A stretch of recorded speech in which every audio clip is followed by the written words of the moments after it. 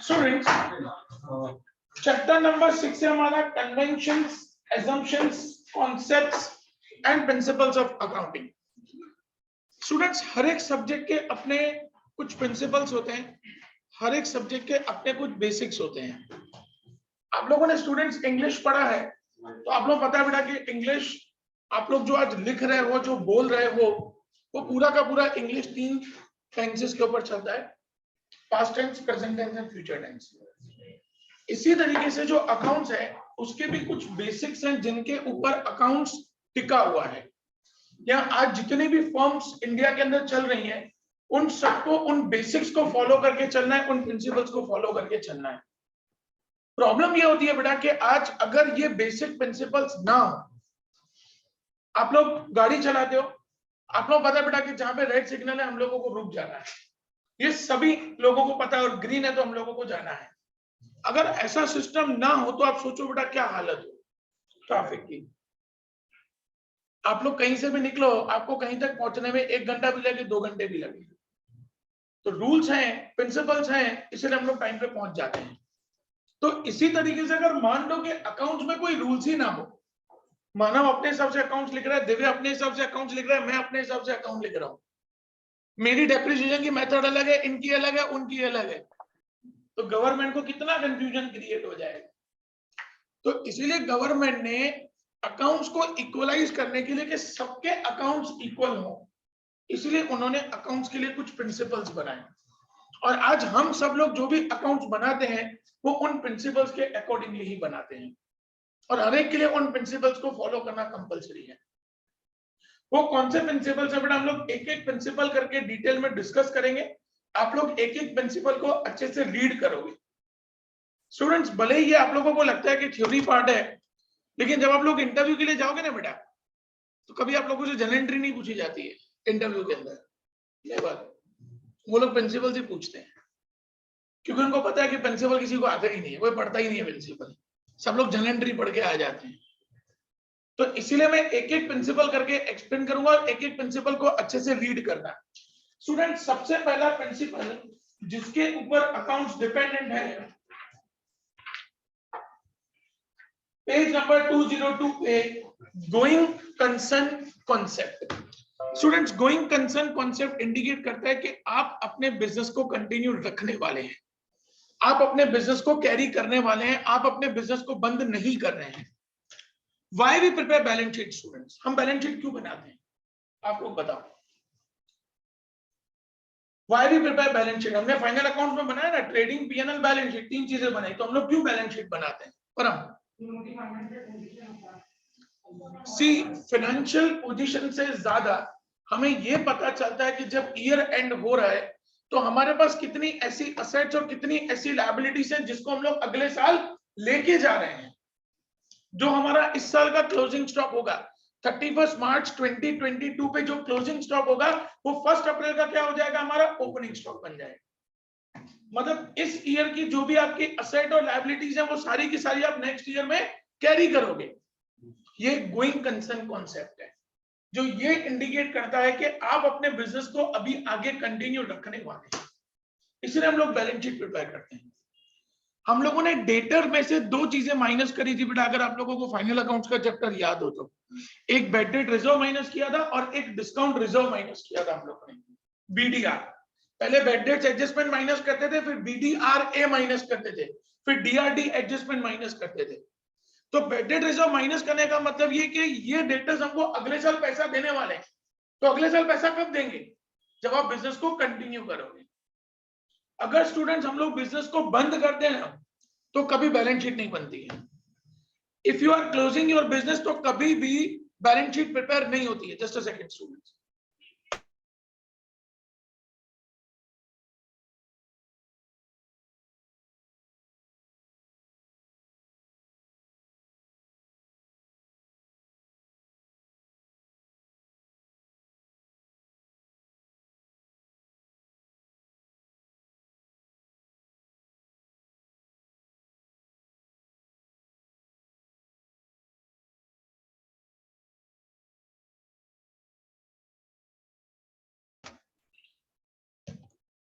Okay, तो students मैं आप लोगों को बता रहा था बेटा कि जब कोई फर्म बैलेंस शीट बनाता है ना, इसका मतलब ये कि वो फर्म नेक्स्ट ईयर भी बिजनेस करने वाला है।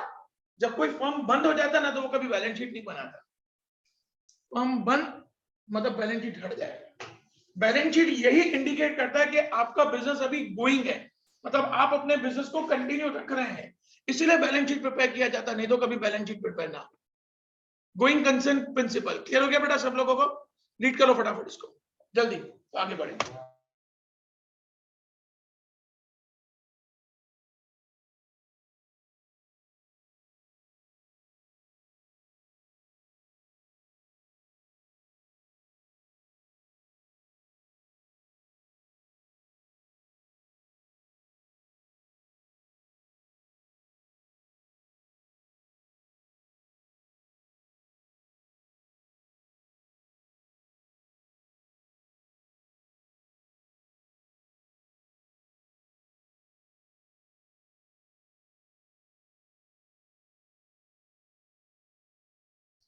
एक बार पे किया, लेकिन उसका बेनिफिट आपको कई सालों तक मिलेगा।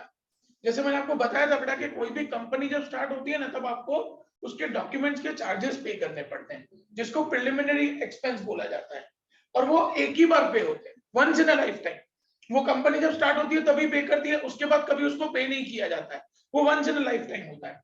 इसी तरीके से मान लो कि मुझे कोई एडवर्टाइजमेंट करना है, मैंने कंपनी को 5 साल का पैसा एक साथ दे दिया, तो ये मेरा डिफर्ड रेवेन्यू एक्सपेंस हो जाता है। अब मैंने कंपनी को, जैसे मैंने कोई होर्डिंग का पैसा 5 साल के लिए दे दिया, अब वहां पे होर्डिंग पे 5 साल तक मेरी होर्डिंग लगेगी, फिर मैं लगाऊं या किसी और की लगाऊं या ना लगाऊं, मेरा लोड है। मुझे 5 साल के लिए कंपनी को पैसा दे देना है। ये हमारे डिफर्ड रेवेन्यू एक्सपेंसेस कहलाते हैं, कि जो आप एक ही बार पे करते हो लेकिन जिसका फायदा आपको कई सालों तक मिलता है, वो हमारे डिफर्ड रेवेन्यू एक्सपेंसेस कहलाते हैं। डन बेटा, कंटिन्यू। वापस बोलो, कंपनी खत्म बेटा, वो पैसा आपको वापस नहीं मिलेगा कभी भी। ये ऐसा पैसा होता है कि जो आपने प्रोसेस करने के लिए दे दिया, सो दे दिया। अब आप कंपनी को चालू रखोगे, कंपनी को बंद रखो, सरकार को उससे कोई लेना देना नहीं। मैंने क्या बोला बेटा, it's a once in a lifetime expense, आपको एक ही बार वो पे करना है। रिलायंस जब एस्टेब्लिश हुआ था तब उन्होंने एक ही बार वो एक खर्चा किया था, हर साल उनको वो पैसा देने की जरूरत नहीं है बेटा, ठीक है।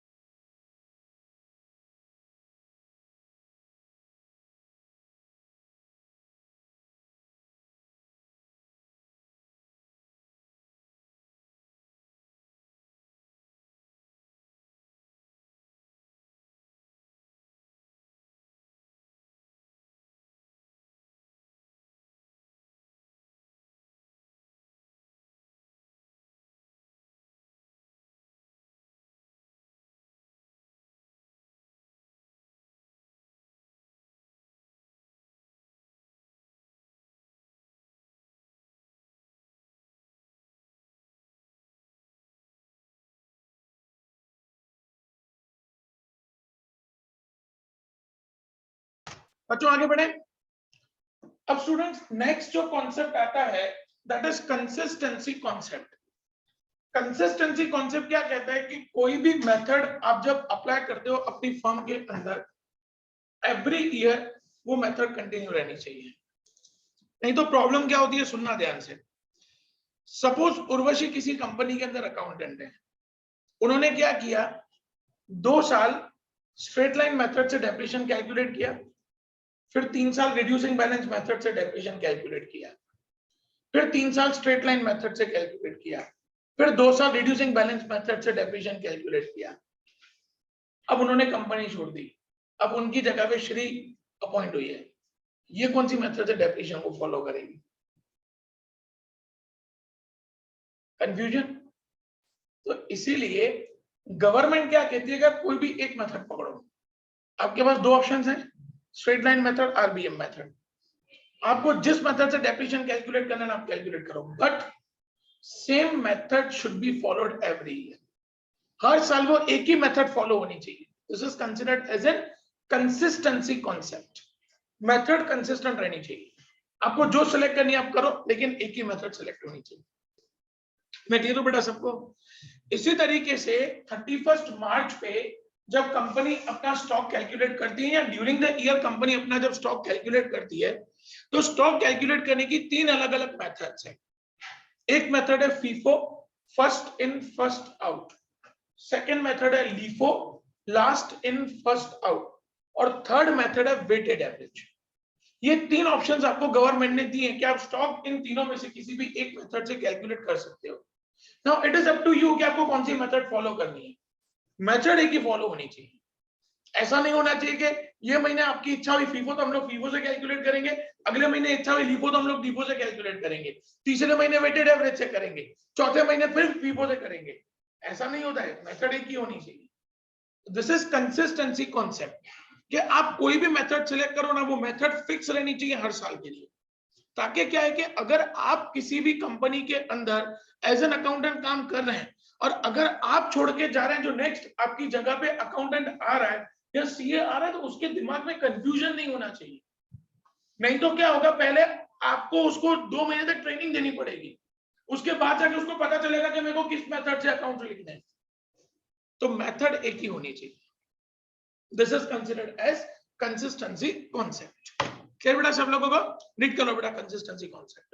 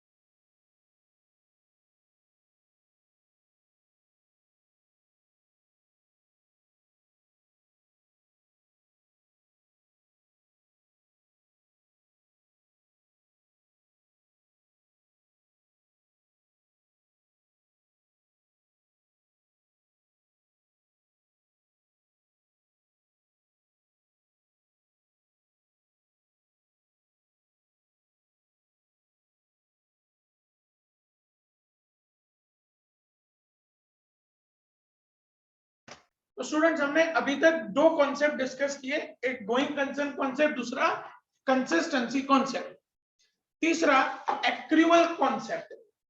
स्टूडेंट्स क्वेश्चन पूछ रहा हूं, सोच समझ के मुझे आंसर करना। Cash sales is recorded into accounts or not? हमने गुड्स कैश पे बेचे, उसको हम लोग रिकॉर्ड करेंगे अकाउंट्स में? यस करेंगे। हमने गुड्स क्रेडिट पे सेल किए, रिकॉर्ड करेंगे उसको? कितने लोग बोल रहे हैं नहीं करेंगे रिकॉर्ड? इसका मतलब क्रेडिट सेल्स रिकॉर्ड करेंगे। क्यों रिकॉर्ड करेंगे? गुड्स तो क्रेडिट पे बेचे ना, तो जब पेमेंट आना चाहिए तब रिकॉर्ड होना चाहिए ना। जब पेमेंट आना चाहिए तब रिकॉर्ड होना चाहिए ना, तो क्रेडिट सेल्स क्यों रिकॉर्ड करेंगे? गुड्स गए और हमें उनसे पैसा लेना है, याद कौन याद रखेगा? है पॉसिबल याद रखना? तो जब लोग अकाउंट्स में उसकी एंट्री करेंगे, मानव को मैंने क्रेडिट पे गुड्स बेचे, तो मुझे जन एंट्री करनी पड़ेगी, मानव अकाउंट डेबिटेड टू सेल्स। अगर मैं ये एंट्री नहीं करूंगा तो मुझे कैसे याद रहेगा कि मुझे उनसे पैसे लेने के? दिस इज एक्रूअल कॉन्सेप्ट, कि जब आपका फ्यूचर में इवेंट होने वाला है, आपको सैलरी पे करनी बाकी है। अकाउंट्स याद करो बेटा, हम लोगों ने जब बैलेंस शीट, ट्रेडिंग और पीएनएल बनाया था, अगर आउटस्टैंडिंग सैलरी होती थी तो हम लोग उसको अकाउंट्स में रिकॉर्ड करते थे। 5000 आउटस्टैंडिंग सैलरी तो अपन सैलरी में प्लस करते थे, हमें याद रहना कि 5000 रुपए सैलरी देनी बाकी है। तो एक्रूअल कॉन्सेप्ट क्या कहता है कि जो आपके कैश के ट्रांजेक्शन्स हैं वो तो आप रिकॉर्ड करोगे, लेकिन जो फ्यूचर में इवेंट्स होने वाले हैं, जो आपको पे करना बाकी अमाउंट है या आपको लेना अमाउंट बाकी है, उसको भी अकाउंट्स के अंदर रिकॉर्ड किया जाएगा। नहीं तो हम लोग उसको याद कैसे रखेंगे? This is considered as our accrual concept. The transactions which are to be accrued in future, जो फ्यूचर में ट्रांजेक्शंस होने वाले हैं, उनको हमको अकाउंट्स में अभी से रिकॉर्ड करके चलना पड़ेगा, नहीं तो हमको याद नहीं रहेगा। This is considered as an accrual concept. मैं कह रहा हूं बेटा सब लोगों को, कोई कंफ्यूजन किसी को? रीड कर लो बेटा, यू कैन सी।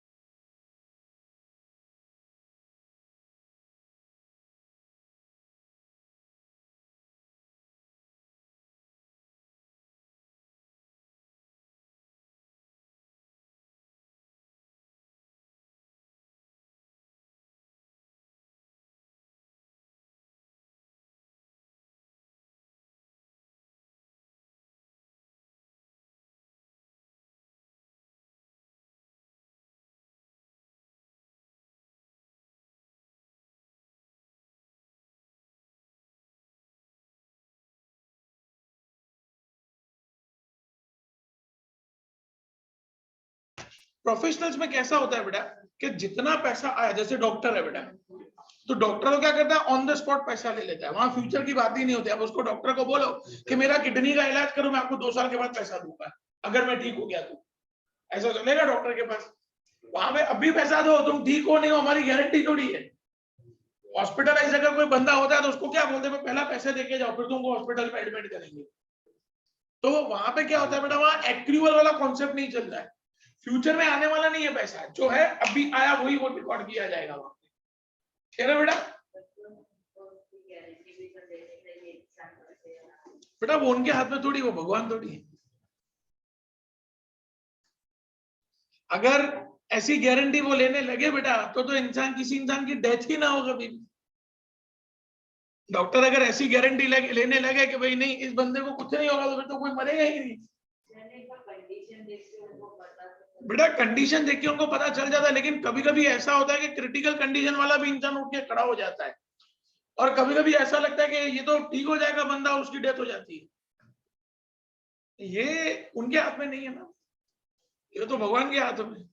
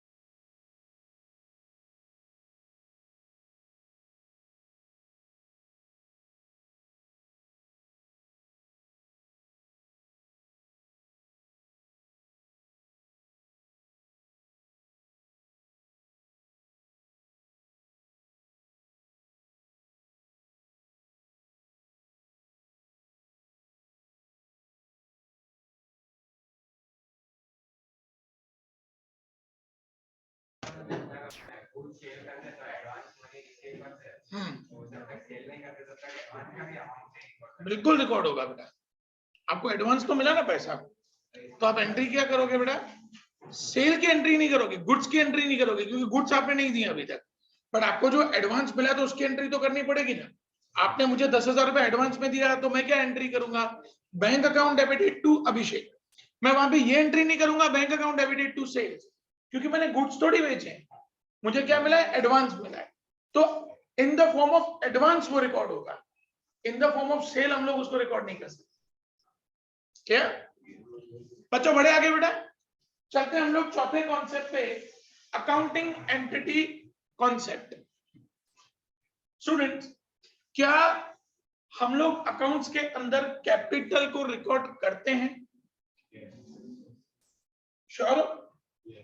अगर ओनर बिजनेस में पैसा लेके आ रहा है उसको हम लोग रिकॉर्ड करेंगे, और इसी तरीके से अगर ओनर घर पे पैसा लेके जा रहा है रिकॉर्ड करेंगे उसको, और उसको हम लोग क्या बोलते हैं बेटा? इसको क्या रिकॉर्ड करने की जरूरत है और क्यों रिकॉर्ड करने की जरूरत है? ओनर में हूं, बिजनेस में रहा है, जो मुझे पैसा लेके आना मैं लेके आऊं, जो घर लेके जाना लेके जाऊं ना, उसको अकाउंट में रिकॉर्ड करने की क्या जरूरत है? क्योंकि स्टूडेंट्स, अकाउंट्स ऐसा मानता है, विश्वर वापस आ जाओ, अकाउंट्स ऐसा मानता है कि business and owner, business and businessman दोनों हमेशा अलग रहते हैं। बिजनेस अलग है, बिजनेसमैन अलग है। इसीलिए बिजनेसमैन जो भी पैसा बिजनेस में लेके आया इन द फॉर्म ऑफ कैपिटल उसको भी रिकॉर्ड करेंगे, और बिजनेसमैन अगर घर पे कुछ लेके जा रहा है तो उसको भी रिकॉर्ड करेंगे। ये हमारा कहलाता है अकाउंटिंग एंटिटी। एंटिटी का मतलब होता है business and businessman both are different, वो दोनों अलग है, इसलिए उसको अकाउंट्स के अंदर रिकॉर्ड करना जरूरी है। बिजनेस और बिजनेसमैन दोनों अलग है, इसलिए बिजनेसमैन जो भी पैसा बिजनेस में लेके आता है, या फर्नीचर लेके आता है, कंप्यूटर लेके आता है, गुड्स लेके आता है, वो सब ट्रांजेक्शन हमारे कैपिटल कहलाते हैं और उसको हम लोग रिकॉर्ड करते हैं। इसी तरीके से ओनर अगर कैश गुड्स घर पे लेके गया, it is considered as a drawings, और उसको भी हम लोग अकाउंट्स में रिकॉर्ड करते हैं, क्योंकि अकाउंट ऐसा मानता है कि बिजनेस और बिजनेसमैन दोनों अलग है।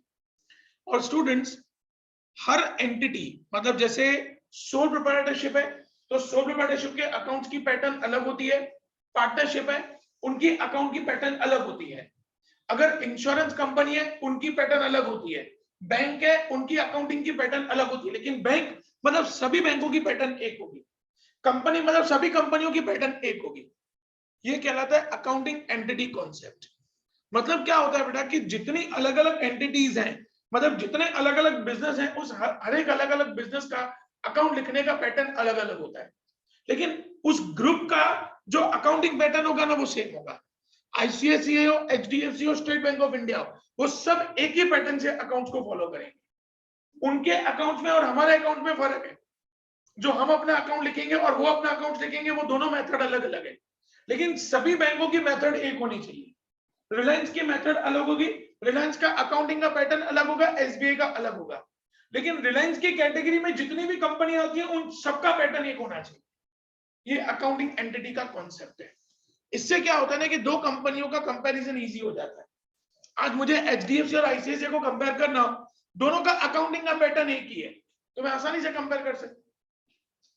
उनके पास कितना पैसा आया, कितनी डिपॉजिट्स आई, कितना पैसा गया, उन्होंने कितने लोगों को लोन दिया, दोनों के बीच में हम लोग आसानी से कंपेयर कर सकते हैं। कितने कस्टमर्स बढ़े, तो ये कंपैरिजन आसानी से करने के लिए अकाउंट्स में एक सिस्टम बनाया गया कि जो भी एक ही ग्रुप की कंपनीज हैं या एक ही ग्रुप की ऑर्गेनाइजेशंस हैं, उन सबका अकाउंटिंग का पैटर्न एक होना चाहिए, जिसको हम लोग कहते हैं अकाउंटिंग एंटिटी कॉन्सेप्ट। क्लियर बेटा सब लोगों का? रीड करो बेटा इसको।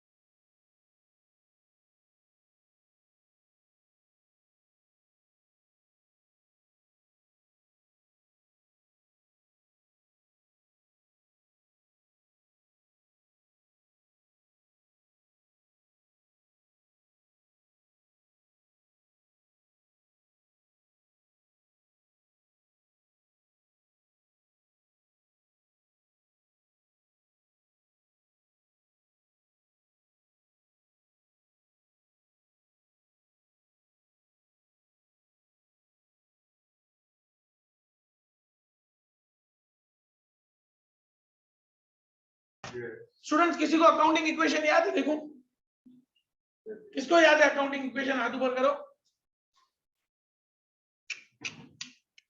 तुमने बोला था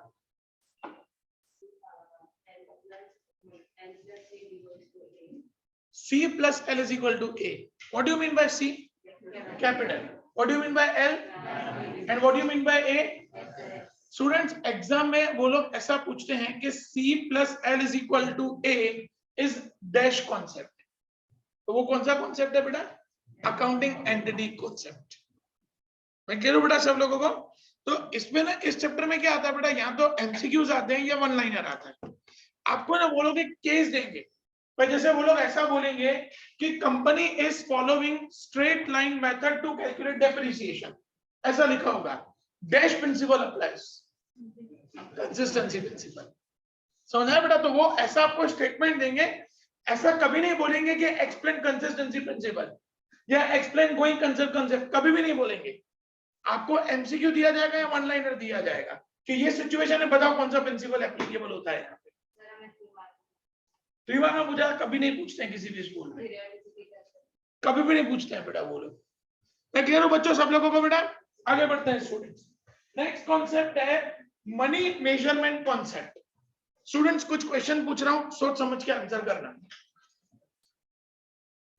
आपने मैनेजर को जॉब पे अपॉइंट किया, is this to be recorded in accounts? क्यों नहीं? हमने सिर्फ उनको क्या किया? अपॉइंट किया है, पैसा दिया नहीं है। आपने गुड्स का ऑर्डर दिया, रिकॉर्ड करेंगे अकाउंट्स में? नहीं। क्यों स्टूडेंट्स? क्योंकि अकाउंट्स को सिर्फ एक ही लैंग्वेज समझ में आती है और वो लैंग्वेज है पैसों की। अगर बिजनेस में पैसा आया गया या बिजनेस में पैसा आने वाला है या जाने वाला है, उन्हीं ट्रांजैक्शंस को हम लोग अकाउंट्स में रिकॉर्ड करते हैं। भले किसी भी एम्प्लॉय के आने या जाने से बिजनेस को नुकसान हो जाता है या प्रॉफिट हो जाता है, उस चीज को कभी भी अकाउंट्स में रिकॉर्ड नहीं किया जाएगा। सपोज करो कि मुझे किसी कंपनी के अंदर मैनेजर अपॉइंट किया गया और मेरे मैनेजर बनने के बाद कंपनी को बहुत सारा प्रॉफिट हुआ, तो ऐसा कभी रिकॉर्ड नहीं किया जाएगा कि कपिल सर को जॉब पे अपॉइंट करने के बाद कंपनी का प्रॉफिट बढ़ा। It is never to be recorded in the accounts. और मैं जॉब छोड़ के गया और उसके बाद कंपनी को बहुत सारा लॉस हुआ, वो भी अकाउंट में रिकॉर्ड नहीं किया जाएगा, because it is not connected to money. ये पैसों के साथ कनेक्टेड नहीं है।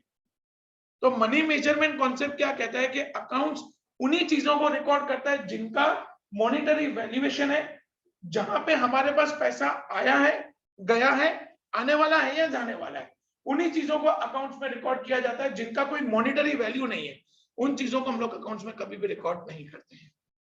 मैं कह रहा हूं बेटा सब लोगों को रीड कर लो बेटा प्रिंसिपल।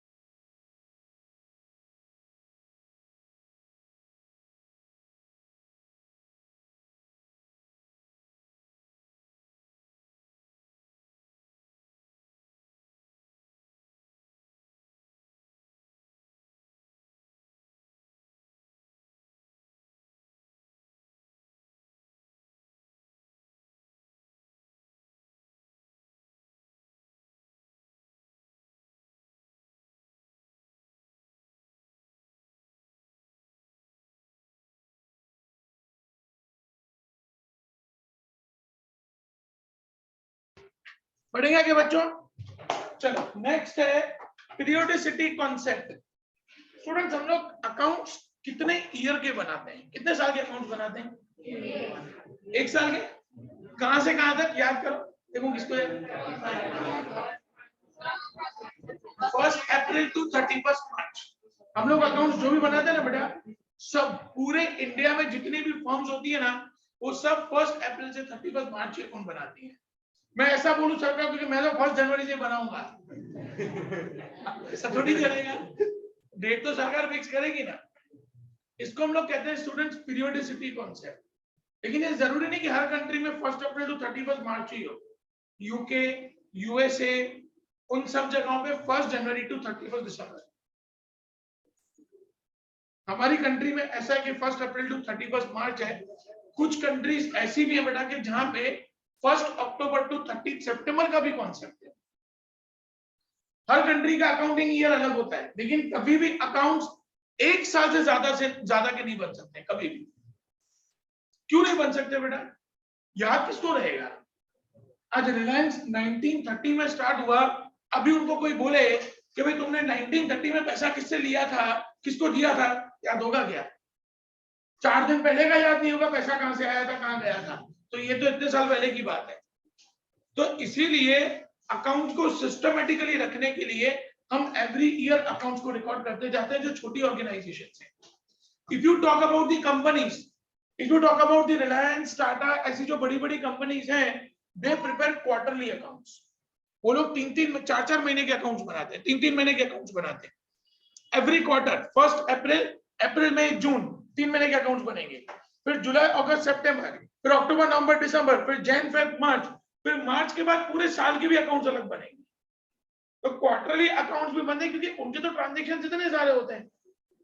रिलायंस के 1 महीने के अंदर 35 to 40 लाख जनरल एंट्रीज होती हैं।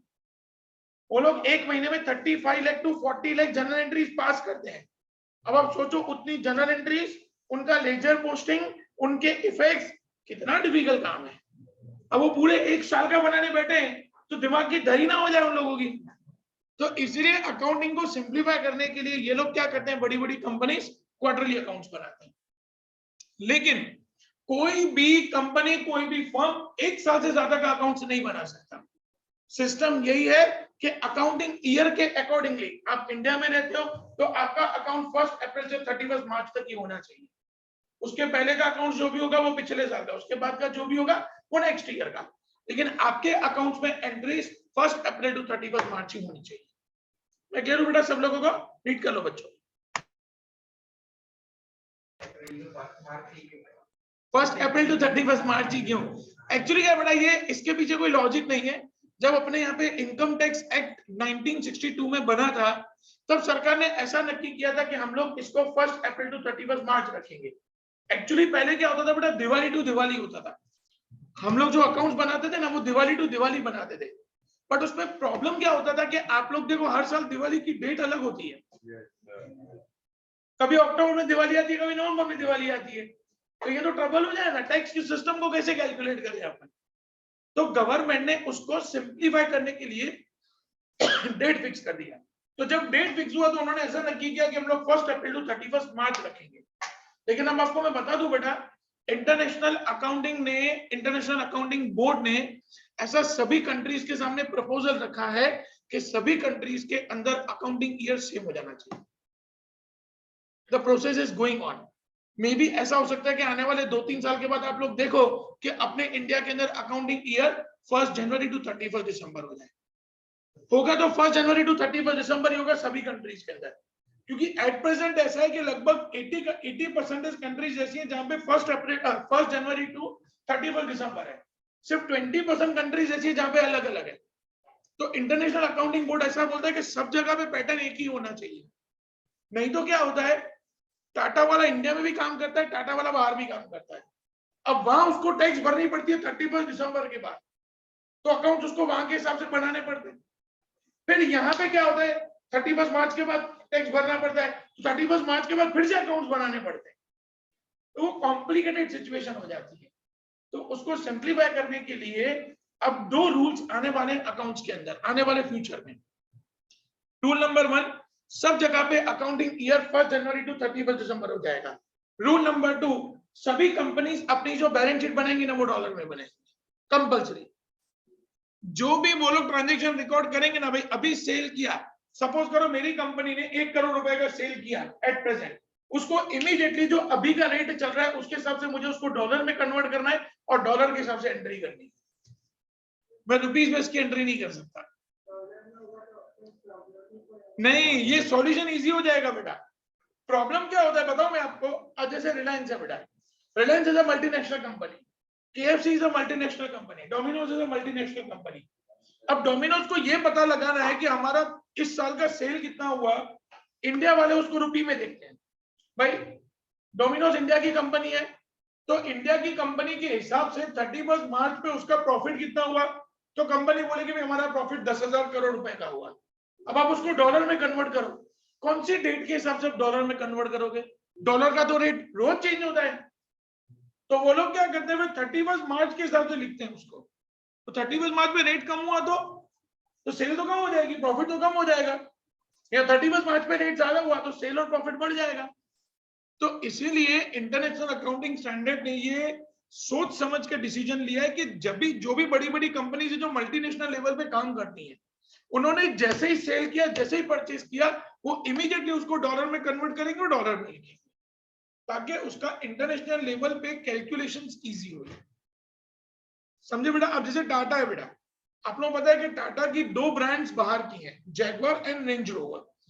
अब वो वहां पे जब डॉलर में सेल करते हैं बेटा, तब वो लोग उसको रिकॉर्ड यहाँ पे कैसे करते हैं, उस डॉलर को रुपी में कन्वर्ट करके रिकॉर्ड करते हैं। पूरे साल की सेल देखेंगे, मैं पूरे साल की हमारी सेल कितनी हुई, पूरे साल की सेल हमारी 1 लाख डॉलर की, 1 लाख करोड़ डॉलर की, फिर उसको वो लोग यहाँ पे रुपीज में कन्वर्ट करेंगे और लिखेंगे। तो जो कन्वर्जन जिस डेट पे हो रहा है उस डेट पे रेट अलग हो सकता है, जिस डेट पे आपने सेल किया उस डेट का रेट अलग हो सकता है। तो उसको सिंप्लीफाई करने के लिए ही इंटरनेशनल अकाउंटिंग बोर्ड ने ऐसा सभी कंट्रीज को सजेशन दिया है कि पहला आप अकाउंटिंग ईयर सेम कर दो, और दूसरा आपकी जो बैलेंस शीट बनेगी, जो आपके अकाउंट बनेंगे वो सब डॉलर में होने चाहिए, ताकि उसको स्टडी करना इजी हो। ठीक है बेटा, रीड कर लो स्टूडेंट्स। आईसीआईसीआई ने ये डिक्लाइन किया है कि हम लोग ऐसा नहीं करेंगे, वो आप बोल रहे हैं 1 जनवरी टू 31 दिसंबर कोई करना पड़ेगा, वो डिक्लाइन किया है, तो हमारे वहां सबको ही करना पड़ेगा बेटा, क्योंकि इसमें क्या होता है बेटा कि जो कंपनीज इंटरनेशनल लेवल पे काम करती है ना, उनके लिए एनालिसिस करना बहुत डिफिकल्ट हो जाता है। उसको आप जज नहीं कर सकते, क्योंकि सी क्या होता है बेटा कि अमेरिका के अंदर या जो दुनिया की इकोनॉमीज हैं, दुनिया की जो अदर अदर कंट्रीज हैं, वहां पे क्या होता है दिसंबर एक पीक सीजन का टाइम होता है, उस टाइम पे सबसे ज्यादा सेल्स होती है उन लोगों की। जैसे अपने यहाँ पे दिवाली इंपॉर्टेंट होती है, वैसे उन लोगों का क्रिसमस इंपॉर्टेंट होता है, तो उस ड्यूरेशन में सेल सबसे ज्यादा होती है। अब उनका आखिरी क्वार्टर होता है वो, और हमारे हिसाब से देखने जाओ तो वो तीसरा क्वार्टर होता है, तो ये कंपैरिजंस डिफिकल्ट हो जाते हैं। तो उन कंपैरिजंस को इजी करने के लिए वो लोग ऐसा डिसीजन ले रहे हैं कि 1 जनवरी को सबको ही फॉलो करना पड़ेगा। जब एक बार वो बिल पास हो गया, बिल पास होने के बाद तो सभी को फॉलो करना है।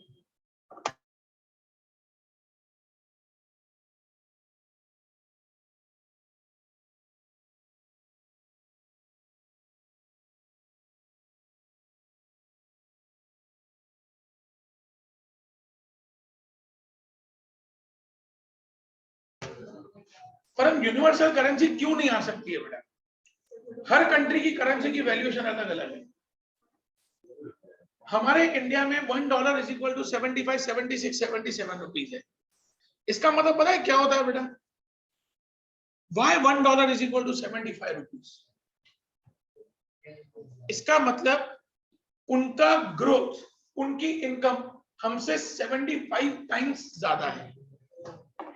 तो आप यूनिवर्सल करेंसी कैसे कर सकते हो? यूनिवर्सल करेंसी मतलब आपने अमेरिका और इंडिया दोनों को एक ही प्लेटफॉर्म में लाके खड़ा कर दिया, जस्ट नॉट पॉसिबल ना, पॉसिबल नहीं है। तो कभी भी ना आया है ना आएगा, हमेशा एक करेंसी सुपीरियर पे रहेगी रहेगी, फिर चाहे वो डॉलर हो या पाउंड हो। डॉलर को क्यों रखा गया बेटा? क्योंकि सेकेंड वर्ल्ड वॉर के बाद सबसे अगर ताकतवर कोई कंट्री थी तो दैट वाज अमेरिका। उस टाइम पे 2 कंट्री सबसे ज्यादा ताकतवर थी, आप लोगों ने हिस्ट्री में पढ़ा हुआ है बेटा, एक अमेरिका और दूसरा रशिया। लेकिन रशिया में क्या थे बेटा, उनके इंटरनल कन्फ्लिक्ट्स बहुत थे पॉलिटिकली, इसीलिए फिर ये डिसीजन लिया गया कि इंटरनेशनल करेंसी के तौर पे हम अमेरिका का डॉलर एक्सेप्ट करेंगे।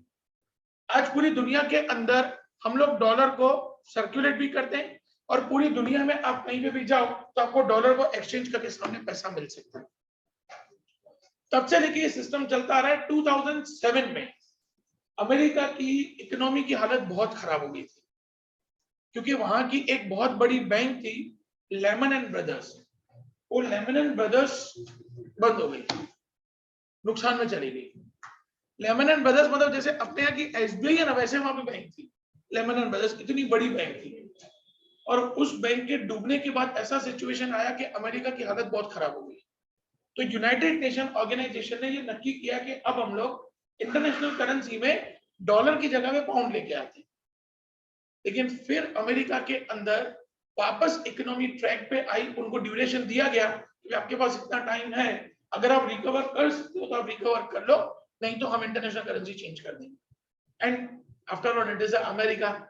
तो उन्होंने प्रूव कर दिया, वापस 2 साल में वो लोग खड़े हो गए और उससे बेटर पोजीशन पे खड़े हो गए। तो फिर इंटरनेशनल करेंसी वापस डॉलर को इससे सेम किया गया।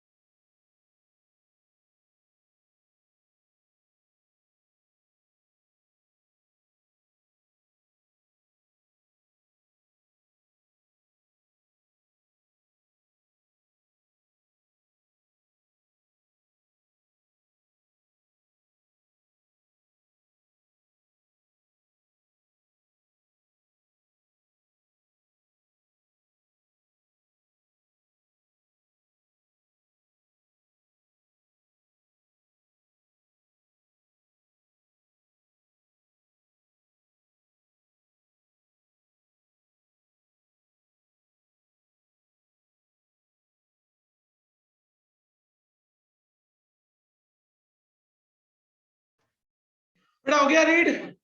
अब बाकी हम लोग परसों कंटिन्यू करेंगे इस टॉपिक को, जितने कॉन्सेप्ट बाकी है वो डिस्कस करके पीछे उसके जो एमसीक्यूज है परसों यहीं पे सॉल्व करेंगे। ठीक है बेटा।